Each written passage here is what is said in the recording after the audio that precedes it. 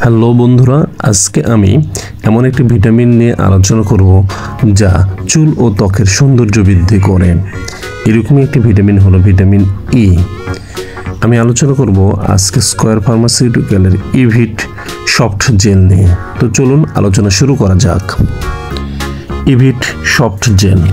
ইভিট soft 200 আয়ুতে থাকে। প্রতিটি soft জেলে ক্যাপসুল আছে ডি আলফা টোকোফেরল 200 আয়ু এবং ইভিট সফট 400 আয়ুতে প্রতিটি সফট জেল ক্যাপসুলে আছে ডি আলফা টোকোফেরল 400 আয়ু। ইভিট সফট জেল ক্যাপসুলে আছে প্রাকৃতিক ভিটামিন ই। ভিটামিন ই এর প্রকৃত বায়োলজিক্যাল কাজ অজানা। এটি অ্যান্টিঅক্সিডেন্ট হিসেবে কাজ করে বলে প্রমাণিত হয়। ভিটামিন ই পলিঅ্যানস্যাচুরেটেড ফ্যাটি অ্যাসিড যা কোষ ঝিল্লিতে থাকে এবং অন্যান্য অক্সিজেন সংবেদনশীল উপাদান যেমন ভিটামিন ই এবং ভিটামিন সি এর অক্সিডেশন প্রতিরোধ করে। ভিটামিন ই মুক্ত মূলকের সাথে প্রতিক্রিয়া দেখায় যা কোষের ঝিল্লির জারণজনিত ক্ষতির কারণ। প্রক্রিয়াটি অন্য কোনো মুক্ত মূলক তৈরি হয় না। মানুষের ভিটামিন ই এর প্রধান ফার্মাকোলজিক্যাল ক্রিয়া হলো এর অ্যান্টিঅক্সিডেন্ট প্রভাব। ভিটামিন ই অভাবজনিত কারণ অপরিণত নবজাতকের ইডিমা, শরীরজ্বালা, থ্রম্বোসিস, হেমোলাইটিক অ্যানিমিয়া হতে পারে।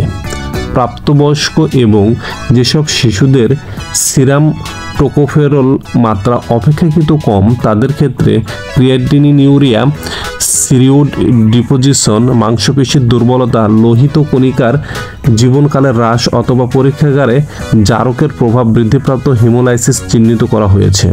ভিটামিন ই ব্যবহারের অভাবজনিত লক্ষণসমূহ দূর হয়। শতকরা 20 থেকে 80% ভিটামিন ই পরিপাকনালীর গাত্রে বিশেষিত হয় এবং পর্যাপ্ত বিশেষণের জন্য পিত্তরসের এবং খাদ্য চর্বির উপস্থিতি প্রয়োজন।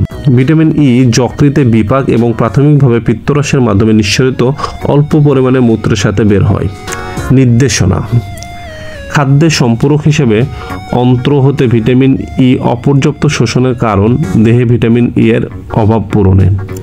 খাবারের সহিত পলিঅ্যানস্যাচুরেটেড ফ্যাটি অ্যাসিড অধিক পরিমাণে গ্রহণ করার জন্য অধিক ভিটামিন ই প্রয়োজনীয়তা পূরণ। ত্বক ও চুলের সৌন্দর্য বর্ধন করে, অ্যান্টিঅক্সিডেন্ট হিসেবে কাজ করে।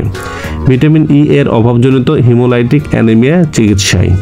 সেবনবিধি ও মাত্রা: হৃদযন্ত্রের সুস্থতায় 400 আয়ু থেকে 800 আয়ু প্রতিদিন। পূর্ণবয়স্কদের ভিটামিন ই এর ঘাটতিজনিত রোগে 200 আয়ু থেকে 400 আয়ু প্রতিদিন। শিশুদের ভিটামিন ই এর ঘাটতিজনিত রোগে 200 আয়ু প্রতিদিন।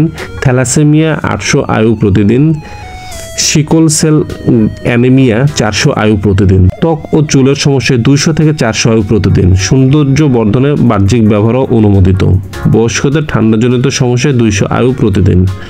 গর্ভাবস্থায় এবং স্তনদানকালে ব্যবহার: সাধারণ নির্দেশনা মাত্রায় ভিটামিন ই গর্ভাবস্থায় এবং স্তনদানকালে নিরাপদ। অতিমাত্রায় এর ব্যবহার এখনও প্রতিষ্ঠিত নয়। শিশুদের ক্ষেত্রে ভিটামিন ই শিশুদের জন্য নিরাপদ। সংরক্ষণ: সরাসরি সূর্যালোক ও আর্দ্রতা থেকে 30 ডিগ্রি সেলসিয়াস তাপমাত্রায় নিচে ঠান্ডা ও শুষ্ক স্থানে রাখুন। ফ্রিজে রাখবেন না। সকল ওষুধ শিশুদের নাগালের বাইরে রাখুন।